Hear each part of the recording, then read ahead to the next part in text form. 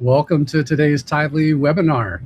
We're excited to bring you a special guest from one of our partners, Ramsey Solutions. We have George Kamel with us today, who you may know him from the Ramsey Show, from his YouTube channel, and being the guy that walks around the world and asks people questions about their finances and how much debt they have. Quite a fun podcast and YouTube channel if you want to watch it. So welcome in today. Before we get rolling, a couple of technical things. If you have a question for George, we'd love to give you a chance to have him answer that. Up in the top of the chat where you guys are chatting right now, there's a Q&A button. You can click that, type your question in there, and we'll get those queued up and ready to answer toward the end of the show. Well, welcome, George. It's so good to be here. Thanks for having me, Chris, and excited to talk to all the great pastors and church staff here today, and hopefully get them riled up about getting out of debt, building wealth, and making some kingdom impact along the way. That's right. So let's dive right in, man. Many churches assume they have a generosity problem, but you argue it's something deeper. So what's really going on? Well, we found that, usually there's a symptom and then there's the sort of root. And people want to be generous. And so if you ask your congregation, hey, do you guys want to give? They'd say, oh, absolutely. But the numbers don't reflect that. And that's because there's a deeper problem. They have a financial discipleship problem. And the stats show 52% of Americans worry about money every single day. Wow. 54% live paycheck to paycheck. And so if you look among your congregation wondering why they're not giving, it's because they don't have anything to give. Giving comes from an overflow. And when they can't even make ends meet, it's going to be tough. And so those are the people sitting in your pews on Sunday. And here's the part most people don't say out loud. Pastors don't love talking about money either. Right. It's awkward for them. They don't want to do the sermon about why you should give more. I know they don't. If they do, they're just a huge Ramsey fan. They don't want to feel like a hypocrite because they haven't nailed it themselves. And so a lot of pastors go, well, I haven't figured out my money stuff yet. Who am I to tell others what to do with it? Or they're scared they're going to run people off. And so everybody just doesn't talk about it. Nobody does anything about it. And until you bring it to the forefront and give them an opportunity to get better with money, they simply won't do it on their own volition. Yeah, that's a good point. So many Americans, including pastors, are under financial stress, right? They don't have it dialed in. Is it actually getting worse, or have people always felt this way? Is it like a recent economy thing, or what do you think there? Yeah, well, I mean, we've seen the stat for a long time that people have been living paycheck to paycheck, but I do find that it's been getting worse. People are carrying more stress than ever. They're living paycheck to paycheck at record rates, and there is a growing gap. And so you always hear, like, the rich are getting richer. Yeah, the people who are doing wise things with money have been growing their wealth. And the people who are struggling, especially lower income families, it's gotten even tougher because inflation doesn't care that your income hasn't gone up at the same rate. And so 34% of people now say they're in crisis or struggling financially. So think about that. 1 in 3 people in your service this Sunday are drowning financially. And you would never know it from the parking lot. They look good on the outside. They are praising and worshiping, and they go home stressed about the bills. And so this is a problem that needs to be addressed in every church in America. Man, it is interesting to think that even though many people look like they've got it together, they're still struggling financially. And the more a person makes, that doesn't necessarily mean they're financially free. You could make $40,000 a year, you can make $200,000 a year, but still be living paycheck to paycheck. Yeah, the stats have shown that. Those are the craziest ones to me, is that, a third of people making 6 figures are paycheck to paycheck. Wow. And so it doesn't matter. I talk to people all the time on the Ramsey Show, and I tell them, hey, America just lost all empathy for you because you make $300,000 and you're still taking on the car payment, doing the HELOC. Like, it makes even less sense at that income level. And it goes to show you that if you can't steward the money that you have right now, when you have more, you're just going to make more mistakes with more zeros on the end. Yeah, you're probably going to finance bigger things that set you even further upside down. Exactly. And that debt mentality, it is definitely baked into the way Americans live. Why do you think that is? Well, America has become land of the free, home of the broke, and it was this sort of destination for the dreamers.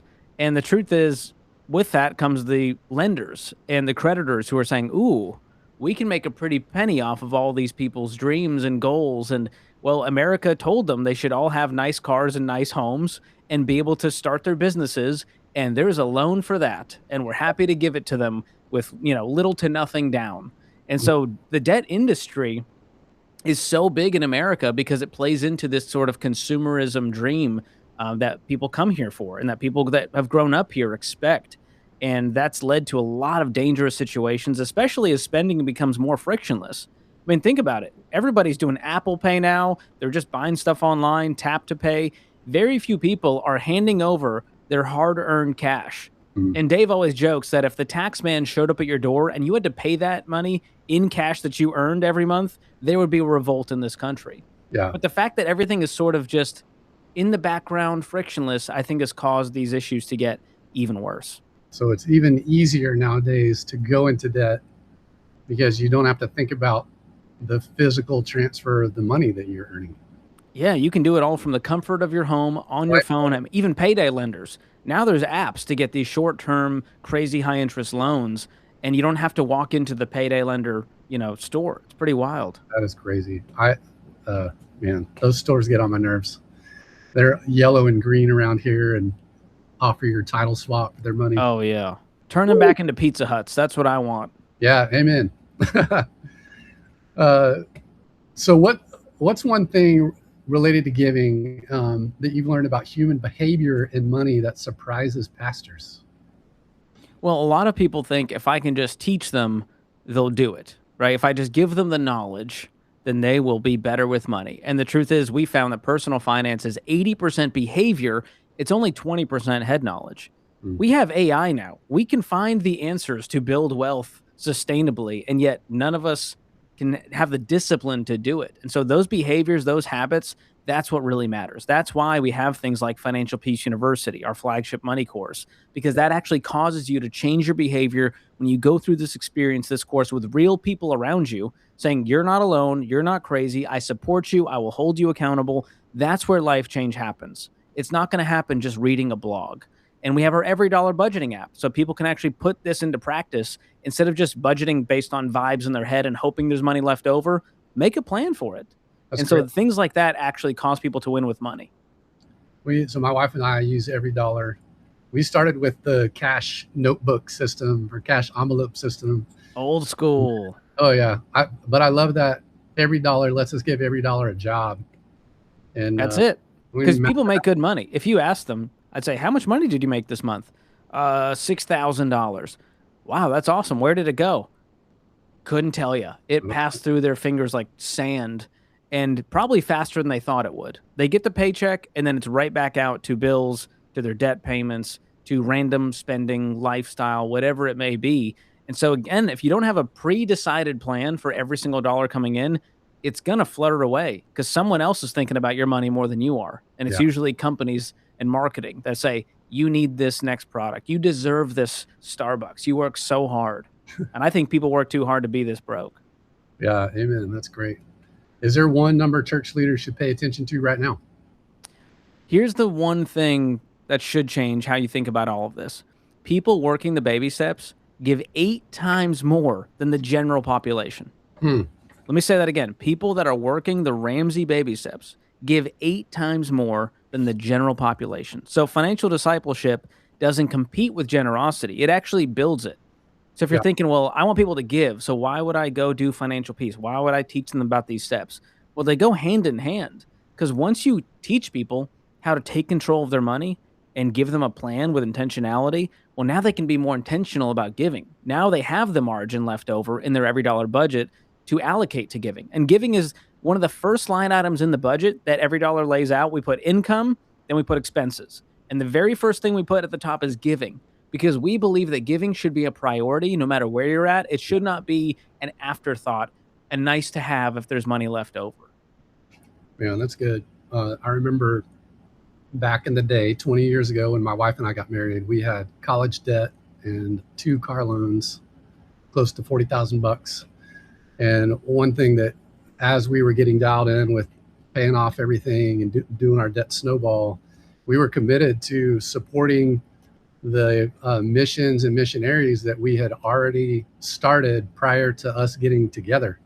So that was our very first line item was Wow. we got paid, we gave, and then just recently we got to meet 2 compassion kids that we sponsored through their entire journey. So amazing testament, I think, to God's faithfulness, that when you do prioritize generosity, the rest of it takes care of itself. But you do have to give every dollar a name. You got to put your money to work for you and not just swipe it away at Target or your $5 coffee at Starbucks. Or Yeah. I love how Rachel Cruz puts it. It's Dave's daughter, one of our personalities here. And she says, give a little until you can give a lot. Mm. And I love that because it doesn't say, hey, there's no baby step that says, all right, now you're out of debt. Now it's time to start giving. No, giving's always there. But Yeah. baby step 7 is build wealth and give. We're talking about outrageous generosity at that point. When you have a paid off home and no debt payments, what you have is margin. And if you're a person of faith and if you're a person who values generosity, what's going to happen? You're going to start allocating your money to sure some spending, sure some investing and saving. And then you're going to go, man, what kind of giving goals can we set now that we have all of this margin at our disposal? And those people are making some serious impact in their communities and for the kingdom. Yeah, that's great. So why do so many Christians want to be generous but struggle to give consistently? Yeah, that goes back to what we were saying earlier, is without a plan, they don't feel like they can. Hmm. So there's this heart's desire, and then there's the reality of the math saying you don't have $400 to give to that mission going on. And so if you're worried about money every day, you're not wondering how much to give. You're wondering if the lights stay on. Right. You're wondering if the car is going to get repoed. Those are the kind of situations people are actually grappling with. So giving then feels like a luxury. It feels like something that, well, one day I'll do that. Or, well, that's for people who have money. We don't Right. have that kind of money. So they're not stingy, they're just stuck. There's a huge difference. So if you're looking at your congregation going, man, these are stingy people, they don't want to give, they don't care about us. Trust me, they want to, they are just stuck, and you can help them get unstuck. You can help them break that paycheck to paycheck cycle. Yeah. So how do you break free? How do you break that cycle? Well, we talk a lot about in the Ramsey Show, controlling the controllables. There's a lot of things that are out of your control, right? We can't control inflation and the housing market, but we can control the spending in our own house. We can control taking on that car payment versus saving up and paying cash for the car we can afford. And so once you do that, you realize that the budget is the thing you can control. Now, there's pieces of the budget that you go, well, I can't control what they charge for electricity. Sure, there's going to be some fixed expenses, some things that you go, this is it. But a lot of people, their car payment is almost adding up to how much they're paying in rent or their mortgage. Yeah. And so this is the status of America today, is just living life going, can I cover my payments? Great. That's enough for me if I can just service my debt payments. And I just think life is too short and God is too good to just live servicing a lender for the rest of your life. Because Proverbs 22:7 says the borrower is slave to the lender. The rich rule over the poor. And so there's a clear delineation here that when you owe people money, you don't have that autonomy. You don't have that freedom. And it's crazy what just looking on paper, even if you are stuck, just seeing it on paper and using every dollar, saying, here's my income, here's my expenses. If I were to make a plan, here's what could be. That's enough to get people going and break them out of that cycle. Yeah. So you got to start somewhere to get your mindset. I think what I hear you saying is you got to get out of the borrower mindset and get into the mastering my money mindset. Yeah, it's just so short term. They're thinking about, can I get through this weekend? Not what is my long-term investing plan and what are my giving goals? And so if you can break someone out of that and go, hey, where do you want to be in 5 years? Okay, let's reverse engineer it to get you there instead of you stumbling in, because 5 years is going to fly no matter what. Where do you want to be? Do you want to be in the same spot you are now, or do you want to break free from that and be a totally different person? So it's changing your identity more than it is just changing your money habits. That's good. So if financial stress is the obstacle, what actually moves people from surviving to giving? How do they, beyond the training and the mindset, like what can we do to help them get there? Well, the number one thing is having an actual plan. Most people have so much financial noise in their life. They're hearing it from social media. And my brother-in-law told me, and well, my dad thinks I should do this. And what that causes is one of two things: either some major mistakes because everyone says or someone said. Those are the two most dangerous things. Well, everyone has a car payment. Who's everyone? Yeah, right. Everyone's broke. Don't listen to them. Or this one guy said on social media, or this one relative told me I should. That's usually where things go wrong. Mm. So what moves people from surviving to thriving and giving is that plan. And so the Ramsey plan has actual evidence behind it. There's social proof. Over 10 million people have done this with success. And Wow. like we said earlier, the Ramsey audience, people who follow these steps, give 8 times more than the average American. And it's not because they got a better pep talk. It's not because they're better people. It's because they actually had some tools at their disposal with a clear path forward. And that generosity grows right alongside financial health. So Mm. people in baby step 1 already give twice as much as the general population. And baby step 1 is, hey, you're broke, you're trying to pay off some debt, you got $1,000 to your name, and they're still giving twice as much as the general population. Yeah, wow. That's an amazing stat. So baby step number 1, that's you start your debt snowball and then you get an emergency fund. Is that right? Yes. Oh, wow. And I'll cover these for all the people watching at home. So you kind of have the framework of the Ramsey steps. And obviously, Financial Peace University does the deep dive on all of this plus way more. But the 7 baby steps are what we teach. It's the same steps that I followed to get out of my $40,000 in consumer debt back in 2013. Yeah, The wow. same steps I followed to go from negative net worth to net worth millionaire in under a decade as a guy in his mid 30s now. And so I tell you that to say where you are now doesn't have to be where you end up. Yeah. It's amazing. Most people underestimate what they can accomplish in a decade. They overestimate what they can do in a year. And it's why we give up on our goals. We go, wow, I thought I'd lose 50 pounds and it didn't happen. But if you just create those incremental baby steps, people can follow it. So baby step 1 is to get $1,000 starter emergency fund, because we know that 40% of people can't even cover a $400 emergency. They're turning to the credit cards to make those ends meet, to cover the gaps. So once you have $1,000, move on to baby step 2, which is paying off all of your consumer debt. That's everything but the mortgage, using the debt snowball method. And that simply says, list out your debts by the balances, not by the interest rate. Ignore those for now. Yeah. Focus on the smallest balance first, make minimum payments on the rest. But that smallest balance, we're going to attack it with a vengeance. We're going to do that every dollar budget. And if there's $500 left over, we're going to throw that on top of that minimum payment and knock it out fast. And what happens is psychologically, you get a quick win. You get some momentum built. And now you freed up a payment to apply to the next one. And that one gets knocked out. Well, now we freed up another payment. So just like a snowball gains traction, gains more snow as it rolls down the hill, your debt snowball will gain traction as well. And that's the method we found works the best. It's the one that people can actually stick to versus focusing on the highest balance or the highest interest rate is just too monumental a task for most people who are trying to get some financial footing. So once you've knocked out your consumer debt, baby step 3 is we go back to that little starter emergency fund and we fully fund it with 3 to 6 months of expenses, not income, but expenses. So if it costs, let's say $3,000 to run your house for a month, you want anywhere from $9,000 to $18,000, depending on your family situation. If you're a single income household, or you have variable income, or you have health issues in the family, lean towards 6 months. Or in my house, if your wife wants 6 months, you go for 6 months. All right. We don't need mama's security gland flaring up. We want to make sure that we are covered in case there was a job loss or a big emergency. And having that 3 to 6 months of expenses, that creates this financial piece that we talk about. No debt payments outside of a mortgage, and you have a fully funded emergency fund. That is never go into debt again insurance right there. And once you have that framework set, those are gazelle intensity, one step at a time. Once you're done with that, we move on to steps 4, 5, 6, which is step 4, invest 15% of your household income into retirement. Most people can't invest 15% because they don't have the margin. And most people aren't debt free. So once you're debt free, you've got the margin to invest 15% for your future. And then baby step 5, let's save for our children's college funds so they don't end up part of the student loan crisis that so many people find themselves in, going, nobody told me. No one told me that I would carry $200,000 in debt with interest and my job would only pay 40. Yeah. Nobody tells you that. They just go, you'll be fine. Education's great. Do it at all costs. Education is great if it's paid for in cash because it reduces your risk. It gives you flexibility and options. And then once you've got your retirement going with that 15%, you're putting some money away in your kid's college fund, anything extra we can now apply toward your mortgage balance.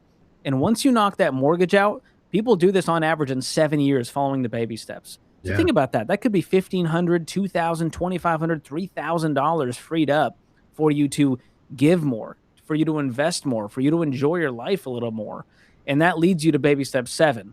Paid for a house, you can build wealth and give like no one else. So that's the mountaintop. That's what I hope every person in your congregation gets to experience one day. And man, I just dream of a church that is filled with people who are completely debt free, who owe no one anything, who are able to fulfill the mission of the church to go out and create this kingdom impact. And those churches, there are a few out there who are giving like no one else because they've put such a focus on financial peace, getting people out of debt. And the byproduct is, well, they just want to give more and they can give more. So combining those two things is a recipe for some serious impact. Yeah, that's great. Thanks for sharing all those with us. Let's shift gears a little bit and bring out the book. So how do you define biblical stewardship practically, and what changes when it clicks? Stewardship, as you guys know, has become sort of like almost like a cuss word. Nobody wants to hear it. They're like, "Ooh, don't say that. It sounds like you're trying to build a building now." All right, let's, it's like a GoFundMe is what people think of with stewardship. Yeah. And so at Ramsey, we've tried to sort of reclaim this word and say, no, all stewardship means is God owns it all, and I'm a manager. And if you can get your people to understand that mindset, it changes everything.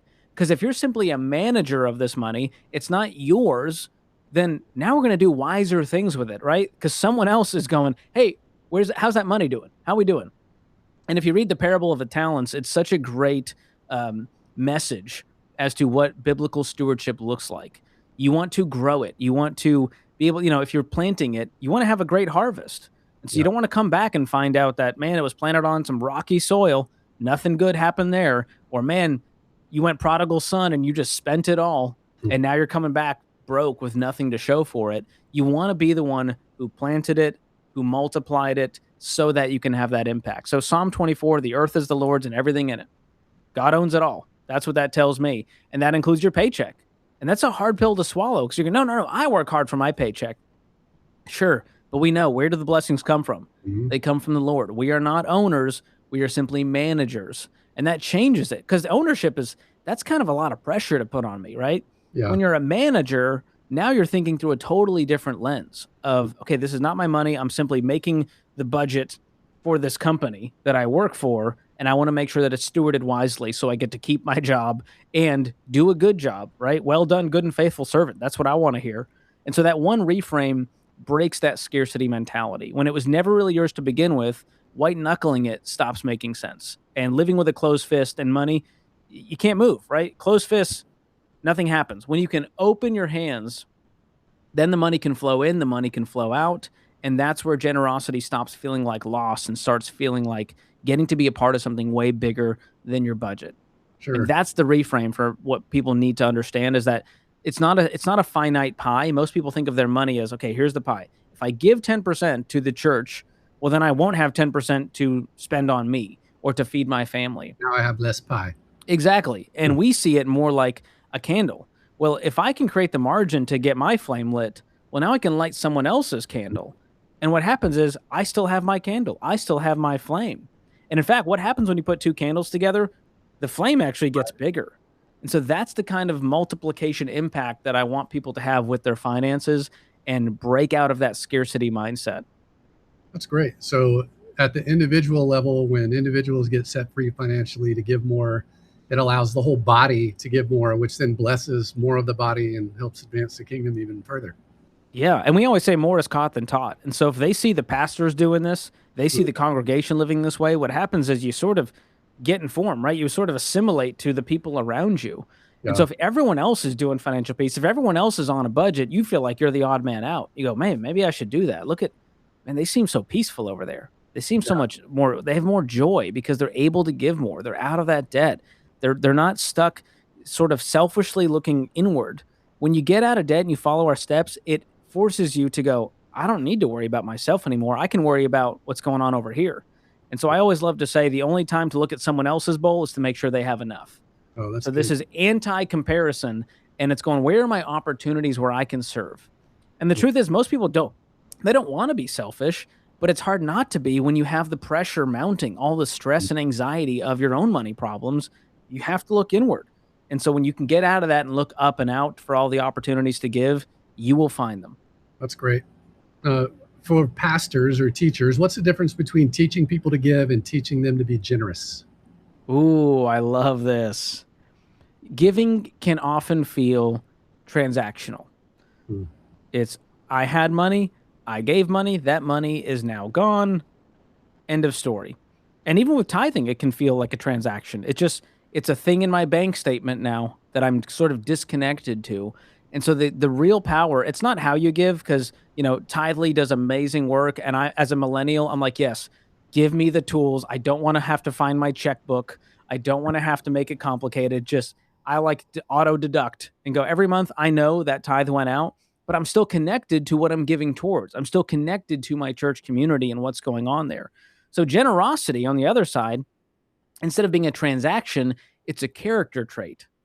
We say they're a generous person. And that's the person, that's an identity change. Just like we talked about earlier, you want to go, what kind of person do I want to be? What do I want to be read at my eulogy?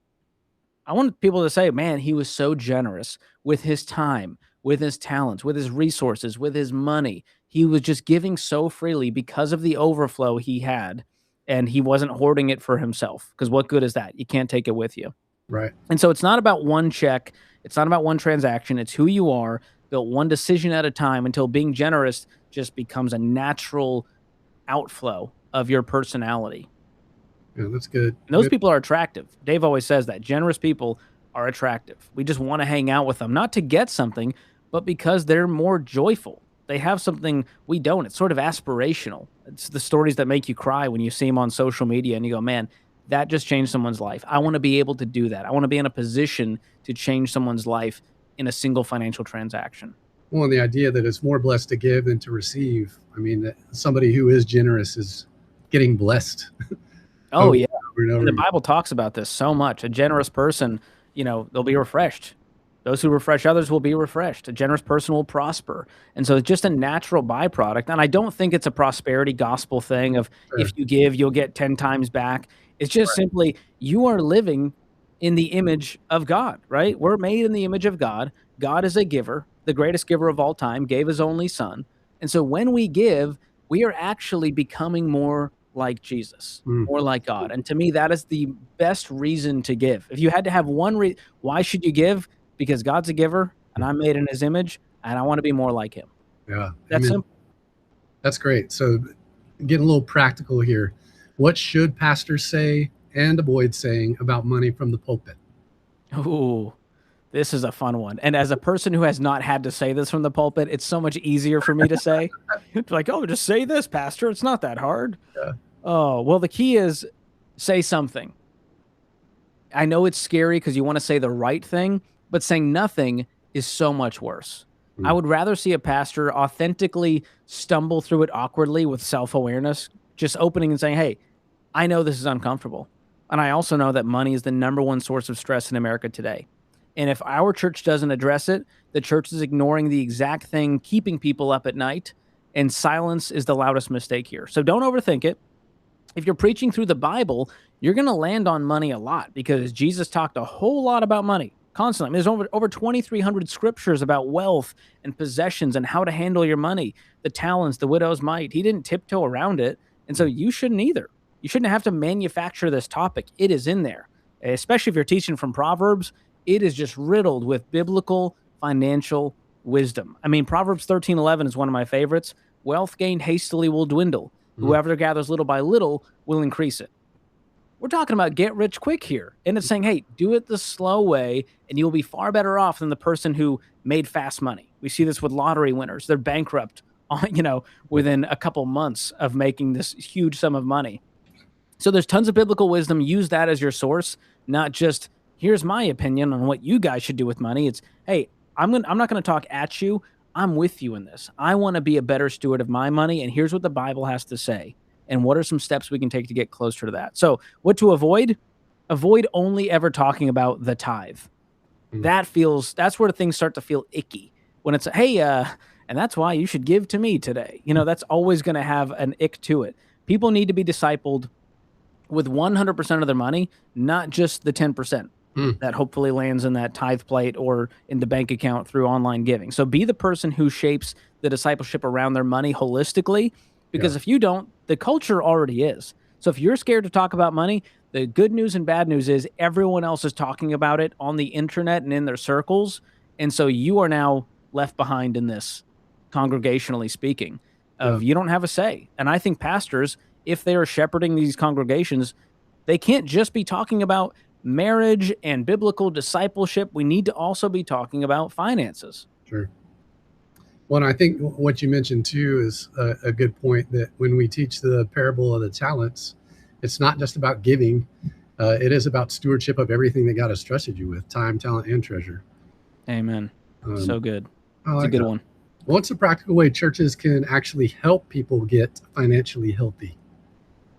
Well, it's one thing to talk about it, and it's another to be about it. And the way you can be about it is by bringing Financial Peace University to your church. It is the proven path to beat debt, build wealth, give like no one else. People learn the 7 steps in depth in a physical setting, which I find to be the most conducive to life change Mhm. versus just, hey, go watch a video on your phone and hopefully it does something. Yeah. The idea that you are forced to, hey, show up week after week. Let's talk about it. Let's have the conversation.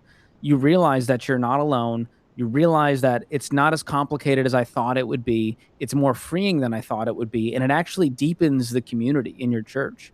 And here's the part that surprises them.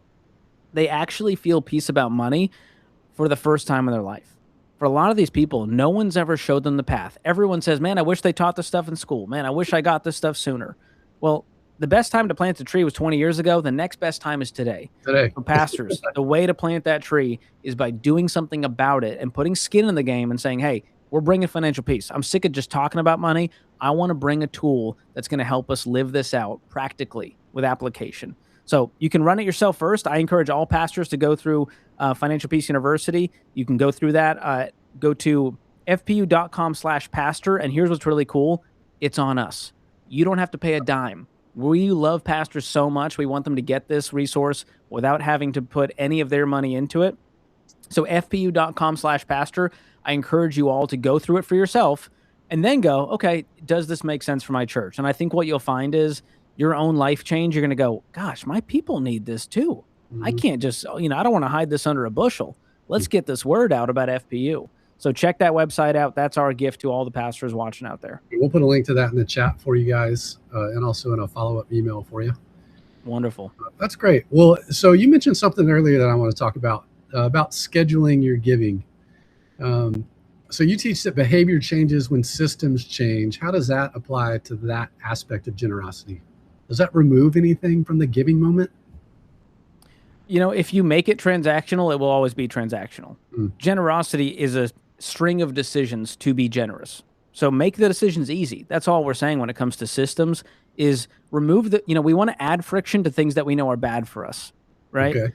And we want to remove the friction from things that are good for us. So if I know that I'm prone to eating snacks in my house, I should probably not have a bunch of snacks in the pantry when I get home. Which, Right. by the way, is the only thing I want to purchase when I enter a grocery store. It's a problem for me. I'm working through it. What's your favorite snack? Oh gosh, What's your go-to? I'm on a sweet tooth kick right now, so a pint of Jenny's ice cream will do the trick for me. Gooey butter cake, if you're looking for a specific flavor, pastors. So there you go. So removing the friction from giving means make it easy for me to give. Don't make me go through 19 hoops and do an ID verification. Just let me give to the church. And thumbprint. Right? Yeah, it's why cash is king, right? People love the just drop cash in the tithe plate. It's that easy. And so when it comes to systems, if every Sunday you got to redecide, okay, how much do I have it? Did I bring it? Multiply that by 52 Sundays, and most people lose the game just on logistics. It's Sure. not about conviction. It's just logistically, dang it, I didn't set that up properly. So take logistics off the table. Know what 10% of your income actually is, and that's where doing a budget's going to help. And we walk through that in FPU and with every dollar. Know what bills are coming, and then set the giving to happen automatically. And now your heart is free to look for the next chance to bless somebody instead of relitigating the same decision every single week. And so that's what I want. It's the decision fatigue that is another component of why people don't give. And it's also why I love the work you guys do at Tithely, is you're removing that decision fatigue. You're making it easier for churches to implement this, and therefore making it easier for congregations to give. Sure. I think with Tithely now we have two-click giving. It's pretty easy. That's impressive. So you guys have thought a lot about this, of how Yeah. do we make it so frictionless? If there's 19 steps, nobody's going to do it. Right. And you gotta, who wants to enter their credit card information every time? Not me, because I don't have one. That's where, boom. Boom. Debit card only in my house. Awesome. Cash is king in the Kamel household. That's right. That's great. I got lost for a little bit because I'm looking at these questions and we got to answer one of them. Somebody asked, what kind of hair gel do you use? Finally, thank you for asking the real questions, guys. I know we've been kind of hitting the fluffy stuff. This is the hard-hitting content people need. This is just for pastors only, so don't go telling other people. And Chris, I'm sorry that this doesn't apply to you. It wasn't for me. It was. You can gel the eyebrows down if you want, but it's a pomade from Kevin Murphy called Freehold. Easily accessible. You can get it on Amazon. Little goes a long way. Don't overdo it, pastors. We don't want you looking greasy up there. Yeah, just enough to hold it in place while you move around. Exactly. That's awesome. Great question. Are the question? I can't see the chat. I have very terrible vision. I can just see there's things happening. So let me know if there's other ones we can address them along the way. I got a pile of questions coming in, so we'll get to those here in a minute. Great. We talked about recurring giving. How does recurring giving build discipline that outlasts an emotional Sunday moment? You talked a little bit about it, but go a little further into that. Yeah, let me think about that. Reoccurring giving build discipline that outlasts an emotion. Yeah. So you can manufacture a moment in a church, and it's not always malicious. Sometimes it just happens. The bands, they're killing it, and man, you felt the message and all this is hitting, and now you feel convicted to give. But the problem is it's kind of like the summer camp high. It has a shelf life, right? Sunday's conviction will not last until next Sunday. It probably will last until lunchtime, and now you're thinking about something else. So you feel it in the service, you mean it in the service, Monday's inbox shows up, the feeling's gone by lunch. So recurring giving is how you make sure that Sunday's heart survives until the money actually moves. That's the issue. There's a gap there, and if we can automate that process, then we go, oh yeah, I was excited to give to that. Good reminder. I'm glad I automated that process instead of hoping that I would remember. So this is not like a set it and forget it moment. Set your giving to come out on Sunday mornings when your church is already part of your rhythm or during a time that you've already carved out for prayer. You're not removing that moment. What you're really doing is you're anchoring the habit to it. Yeah. And so the feeling fades, the foundation doesn't. That's the goal. You're making it important. We automate so many things in life that are important to us, like scheduling on a calendar or an annual checkup or anything of that. So it's exactly that important moment I want to give, and makes it so important that I make it regular without having to remember it every week. Yes. The amount of decisions that the average American has to make in a week has only increased with time.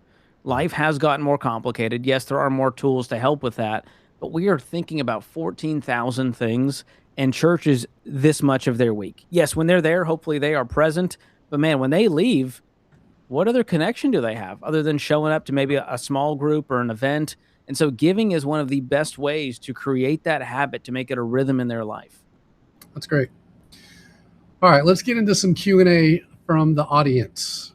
I'll be putting these on the stage. Ooh, this is fancy. So George, what is the average savings using every dollar the first months of using? Do you have that number? Oh, yes. So we found this is a pretty shocking stat.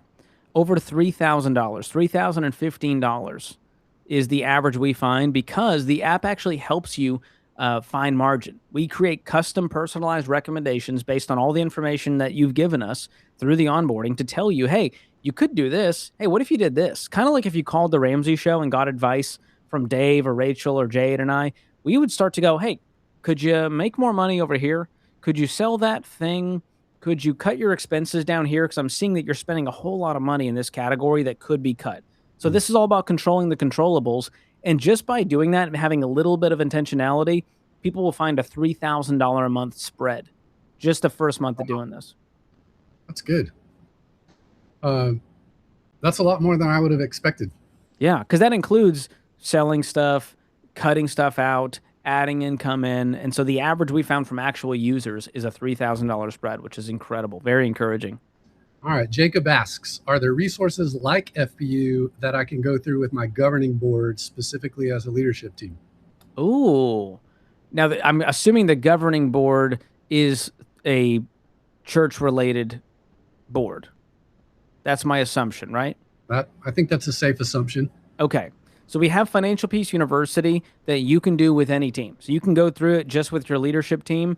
There's also one that's more for the sort of corporate marketplace called Smart Dollar, which essentially is our Financial Peace University every dollar, but packaged for companies. So let's say you have a company, you want your team members to go through this. Well, you can have Smart Dollar as a HR benefit for your team. So that's a whole nother product that we offer here. But otherwise, if it's through your church or governing board, Financial Peace University could make the most sense, and just bring them all through it. Just meet once a week, and you can watch the video on your own time. Some people do that. Some people like to watch the video collectively as a whole, maybe remotely or in person, and then go through the discussion questions. And we make it super turnkey, so you don't have to be a financial expert to lead someone through this thing. We give you the resources. We give you the workbook where you just read the question and facilitate the conversation. That's great. I wasn't aware that y'all had something for corporate America, so that was Oh good. yeah. Well, people kept asking us for it, and then we had to go like, well, we can't have all the biblical things in here for all the corporate, red tape, and so we decided, okay, let's make one that still has the Ramsey soul, still has the same content and principles, but packaged for corporate America. And it's been awesome. Huge companies, U-Haul, Costco, they've seen great success putting this out to their team to give them for the same reasons, right? If your congregation's stressed, well, they probably also have jobs and they're stressed out over there too. And so I love that both from the employer standpoint and the church standpoint, we have tools to help our people. Yeah, that's good. All right. Jenny asks, advice for a pastor blessed with housing in a parsonage, but facing retirement in 5 years. What are practical next steps for Jenny? Yeah. So that is, there's the blessing side of the housing in a parsonage, which is I don't have to pay for housing. The problem is you don't own an asset at the end of that, right? You haven't been building equity in a home like you would with a mortgage, and you can do retirement outside of that. I mean, there are a lot of churches that have retirement plans. You can also invest in like an IRA, which is a non-employer retirement plan. A Roth IRA is even better because you're using after-tax money. You paid Uncle Sam his share. Now you never pay taxes again, so that money grows tax-free. You can withdraw it tax-free, so that's awesome. But facing retirement in 5 years, it's without the housing involved. How much do you have in a nest egg? What is your plan to replace that income once you no longer are working? And the truth may be, hey, I might need to work another 7 to 10 years instead of 5 based on the math. Yeah. So that's something you can sit down and do. The budget will help. A financial advisor can help. You can jump on RamseySolutions.com and we can connect you in an investment pro to actually look at your numbers and give you the real projections of saying, hey, you could make it 10 years in retirement, but not 30. And so that's a real tough thing for pastors because, again, we don't talk about money enough in churches, and pastors, they are not served enough when it comes to their own financial plans and how they're building wealth for themselves and their families. That's good. Good perspective. This question, I'm enrolled in a debt reduction plan. Should I exit that? Maybe that's different than Yeah, I know what she's talking about. These are debt relief, debt settlement companies. They're heavily advertised to go, hey, we'll get you out of debt. Don't worry about it. Just and make you pay them instead of paying all the other people. Exactly. So what they do is they say, hey, your debt payments, stop that immediately. Don't pay them anymore. Pay that payment to us. Your credit will then tank, which, again, I don't care about a credit score, but a bad credit score will hurt you. Yeah. Let your lenders come after you. Maybe they'll try to sue you, and then we'll settle for a smaller amount later on. And so they are promising things that they can't guarantee. And then on top of that, you can do all of this yourself. You can just negotiate with your creditors and say, hey, this is how much I can do as a lump sum. I know I owe $10,000. I have $3,000. Take that and call it good. Call it paid in full. And so I would exit the debt reduction plan, especially if you haven't been in it for a long time, because what you're going to find is it's going to take a long time for them to deal with this, and you could have been debt-free much sooner doing this on your own with the gazelle intensity. So this is sort of a shortcut people think is going to bless them, and instead it just adds more chaos to their life. That's good. And those places will get you upside down pretty quickly, won't they? Yeah. And if you got to think, if it's being advertised so much to me, is it actually good? Or is this kind of a too good to be true situation? They got a big marketing budget. That yes, got to come from somewhere. All right, Jim asks, in addition to God owns it all, we are managers. He expects us to plan and he expects results. What are your thoughts on that, George? Interesting. I mean, it's hard to disagree with the way Jim phrased it. We are managers. He expects us to plan. He expects results. Yeah. I mean, I think that's exactly the if you look at the synopsis of the parable of the talents, Mhm. that's it. Is he gave us this money to manage, this blessing in our life. He expects us to plan it out wisely, and then he's going to come back and say, "Hey, what's the fruit? Where is the fruit from what I gave you, what I blessed you with, this life that I gave you on earth? What have you done with it?" And I think that goes for yes, our money, but also our entire life. So well said, Jim. Yeah, good question, Jim. All right, let's see. We got this one. Anne asks, many of our congregation members are retired and living off passive income. A significant number give only about $10 a month, even though they are otherwise faithful participants in the church. How do we empower and equip this group to give meaningfully? Mm.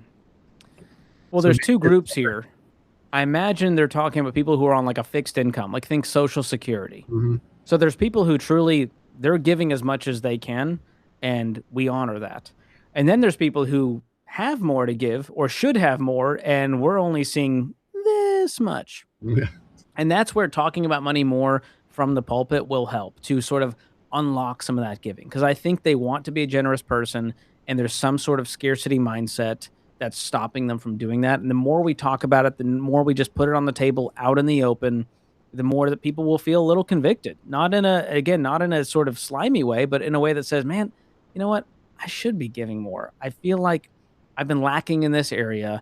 This is an area that I could improve on. I want to challenge myself to give more. And so giving challenges are really cool, a thing that churches can do and kind of make it almost gamify in a fun way to where we celebrate those who are giving. And it doesn't have to be, shaming those who don't, but we also don't do a good job celebrating those who are very faithful with their tithe, very faithful. And so I think honoring those people too is a great way to inspire others.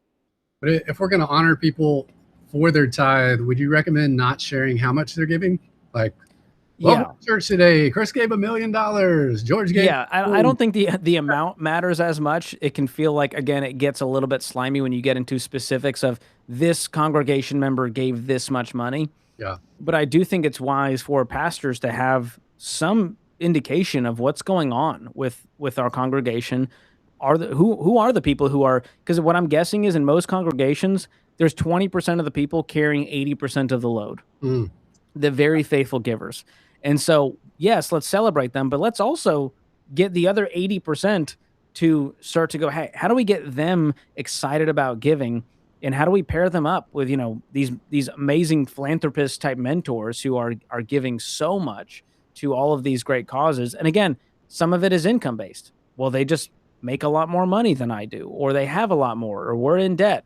That's okay. It's not to shame you, but it should be aspirational versus convicting to see someone else give a lot more. You sure. shouldn't feel that comparison. That's a great perspective. And I think when you were talking, I was thinking, well, what would it look like to honor consistent givers? Like, hey, George has been giving every Sunday for 7 years. Let's celebrate that. Yeah. I mean, you could even like do a dinner just for them. You don't have to say who gave how much, but hey, Sure. we want to throw a dinner for our top givers to say thank you for being so faithful with your giving. That's a great thing to do, and it doesn't have to be a big publicized thing. You can just do it. Yeah. Contact them. Yeah. You don't always have to make it a big to do in front of the whole church, but just honor them for their faithfulness and stewarding what God has given them well. Exactly. That's great. Well, thank you for our time today. One closing thought. What is one step that any church could take this week to move toward that direction of generosity? I like this question. A practical first step. Well, for the person versus the church, let's talk about the specific person. Okay. Set it up once. Know your number. Do the budget. Pick the day and automate it. So get that system in place that works for you. And that might mean there's a reverse engineering. To get to that, I got to kind of get right with my money. I got to start doing a budget. I got to actually figure out what my giving goal is and what's coming in next month. And so once you do that, now you can keep your eyes open for the spontaneous stuff on top. So what I do, this is a practical thing I do in my every dollar budget, is yes, I have my automated giving tithe. I have my mission stuff we do for our friends who are missionaries. But then I have a line item. I call it my bless up fund. And this is spontaneous giving. So this is a money my wife and I decide on a number. Let's say it's $200. And in that month, we've got to give that money to someone. And what I love about this is it causes us to have the habit of looking for opportunities. So now we're not just hoping one falls on our lap. We are actively going, oh, you know what? I got a buddy at work who's going through a lot right now. I'd love to just send him a Venmo for $200 as his family navigates this health crisis. And we go, yeah, absolutely. Let's do it. And we'll just send the money. Okay. And so things like that make giving more exciting, because the truth is automated giving may not light you up. Every time you see that transaction leave your bank, you're not like, woohoo, yeah, supporting the church. But the spontaneous giving becomes sort of your lived reality of your day-to-day going about your life. And that's where you become a more generous person. That's how you get more excited about the automated stuff. So that's a practical first thing. For the church, we talked about this. Make it easy.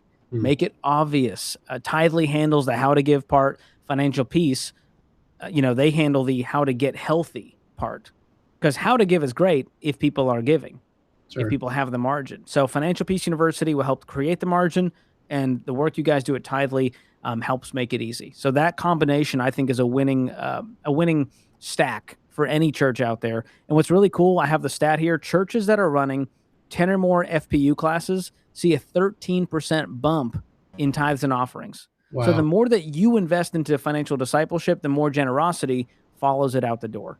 So there is a clear domino effect we are seeing with people getting right with their money and then giving more. That is great.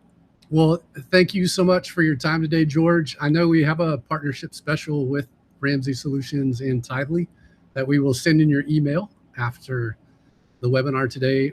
Thank you all for joining us. We are excited. It's been so fun, Chris. Thanks for having me. And for all the pastors out there, thank you for watching. And I want to offer them an opportunity. If they want to connect, ask more questions, you can find me on social media at George Kamel, Kamel. And if you want to send me a message there, say, hey, I watched the Tithely webinar, really enjoyed it, had a follow-up question, or I wanted a resource, let me know. I'm happy to help in any way I can. That's great. Thanks so much, George, for your time. Thank you, guys. Have a good day. All right. See y'all. Bye.